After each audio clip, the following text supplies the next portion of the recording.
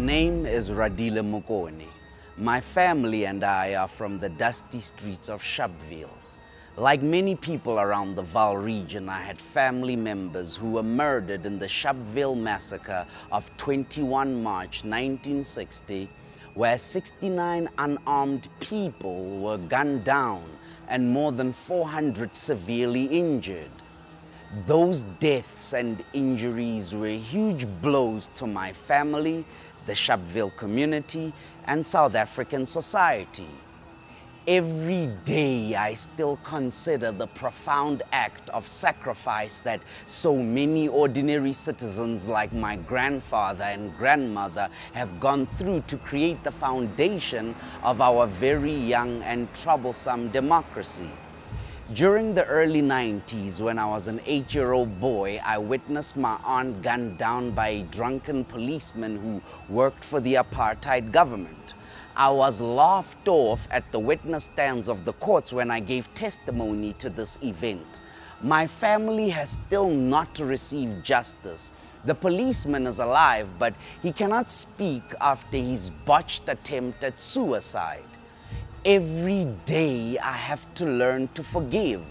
I must forgive the apartheid police, the ignorant minority who were unreceptive to the daily battles of their fellow human beings, the corporate giants who were complicit with the apartheid system, the courts who laughed at my testimony, Afrikaans universities, thieves, rapists, murderers, and corrupt politicians. My family and I have paid with blood in the soil, emotional trauma, structural poverty, but we are fighting tooth and nail to survive and contribute to the dreams and ambitions of our young democracy.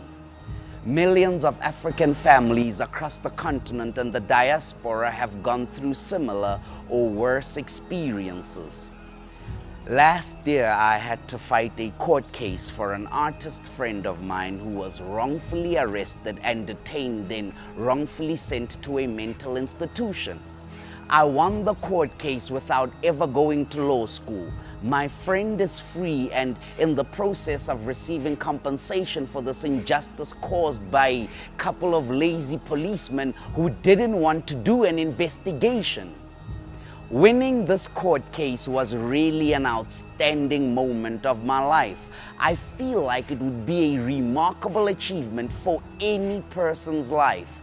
Who wouldn't want a friend who can save you from being wrongfully convicted? I mean, that's obvious. We all want to be that person who is assisted. But I flipped this question over and asked, who would want to be the friend who saved someone from being wrongfully convicted?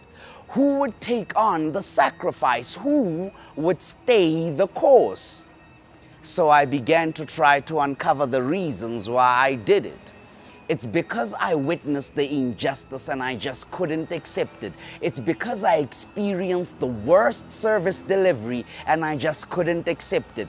It's because I can read and write in English, the major language of our courts. How many innocent people who cannot read or write in English go to jail or mental institutions because of bad service delivery? The most important reason why I did it is because I believe in my education, South Africa's constitution, and I believe in South Africa's vision for 2030 outlined in the National Development Plan.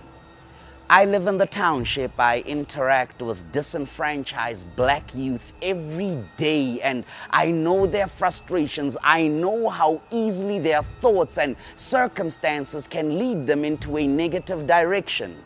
I decided to share these founding documents in a format that they can understand, that they can find attractive, that can slowly sink into their subconscious and into their everyday being and eventually into a positive form of active citizenry.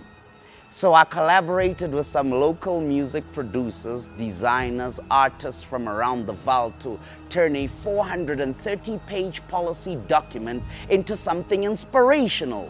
We wanted people to realize that they could be their own heroes and heroines, and that they could also make a contribution toward a better South Africa. Most of all, I wanted them to realize that being someone special is not the exclusive right of the Nelson Mandelas, the Thomas Sankaras, the Samora Machels, or the Steve Bikos, but that being a great human being is a choice that even they can make.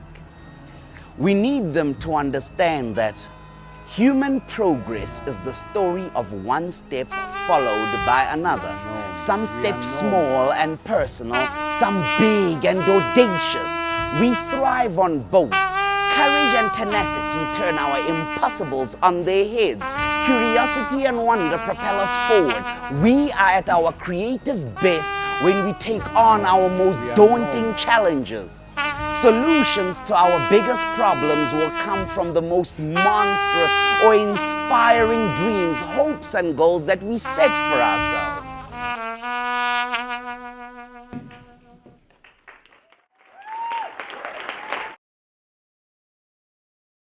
It's you. Like, it's so useless, I'm telling you. Like, man, like, I don't think this is a platform for me to tell them, but I need a bigger media so that I tell them that, hey man, they're killing our youth. They're killing our youth, emotionally, physically, like they're killing our youth. And without the youth, man, this nation is going nowhere. Yeah. So it's time we make that stand. Exactly. Thank you, reporting for Artrest Media, and we will continue the reporting as we always do. Thank you. Thank you very much. Thanks.